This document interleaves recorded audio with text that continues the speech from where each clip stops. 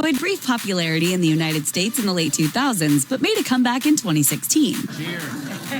Recognizable to many people by the tapioca balls at the bottom and the wide straws that allow you to sip them along with your tea, you probably know bubble tea when you see it. But how much do you really know about this odd and exhilarating beverage? These facts about bubble tea's history, ingredients, and health risks might surprise you. A happy accident.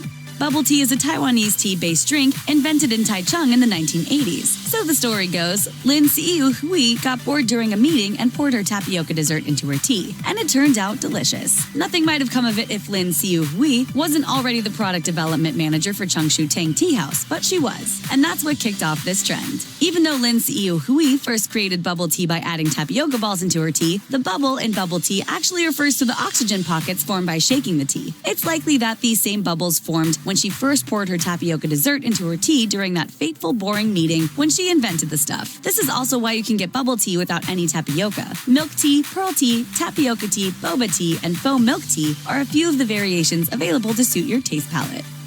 Evolution of tapioca size. The size of the tapioca in bubble tea can also vary. This explains a few of the different names for the tea. Pearl tea refers to the original bubble tea with smaller tapioca pearls. Boba tea, on the other hand, refers to the bubble tea with larger pearls. Because the small pearls are typically used in desserts like the one Lin Siu Hui poured in her tea in the 1980s, we might say that small pearls are the traditional style for bubble tea, though now almost all shops use the larger boba. If you want something chewy in your bubble tea but don't like tapioca, that's also not a problem. Other options for the balls include grass, konjac, or coconut jellies. You can also get popping boba, which is made from a seaweed extract with fruit juice flavoring inside that pops open once you bite into it. Some shops even offer puddings or beans as a tapioca alternative. Meanwhile, you may have mostly had bubble tea in its cold form, but drinkers aren't limited to what has become known as the traditional style. If you're craving bubble tea in the freezing winter, you can find it available in hot varieties to help you warm up. If you like it cold, but you're looking for something a little thicker, it's also available as a smoothie. Another option for customizing it is by choosing the type of tea. Some shops offer lots of options, including green, black,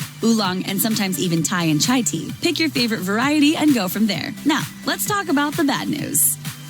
The waistline factor. Because the boba are most often made with tapioca starch, bubble tea isn't exactly low calorie. While tapioca boba are fat-free, bubble tea is loaded with empty calories and, depending on the milk used, potentially also fattening. Not only that, but some drinks add in flavored syrups, which means the carb count factor can be very high. According to a 2016 study, the high caloric and sugar content of boba beverages poses public health concerns as they have the potential to further exacerbate the childhood obesity epidemic. So enjoy the stuff in moderation. There's also evidence that consumption of bubble tea and other sugary beverages has been linked to the development of ADHD in children. Yikes! A bigger concern? In May 2011, a food scandal broke out in Taiwan where the palm oil in some drinks and syrups, including some that may have been exported and used in bubble tea shops around the world, was replaced with dethylexylfolate. This is a chemical often used in plastics to make them pliable and is considered a potential carcinogen in humans by researchers. However, the true effect of small doses of DEHP in humans, such as what would be obtained through the casual drinking of bubble tea, still needs further testing. Another report said that samples of bubble tea contained other carcinogenic chemicals. That same year, however, Taiwan's Food and Drug Administration confirmed that a second round of tests conducted by German authorities found no cancer-causing chemicals in bubble tea. Whether this means that the original samples were tainted in some way or that the levels of chemicals vary from sample to sample isn't clear, but there's been no further indication that bubble tea leads to cancer. Even so, the risk-averse might take the better safe than sorry approach than indulge in this bubbly beverage. So it's a tapioca starch, they pearlize it, and that's why they get the big straws. You can actually suck up some of the tapioca pearl. Now?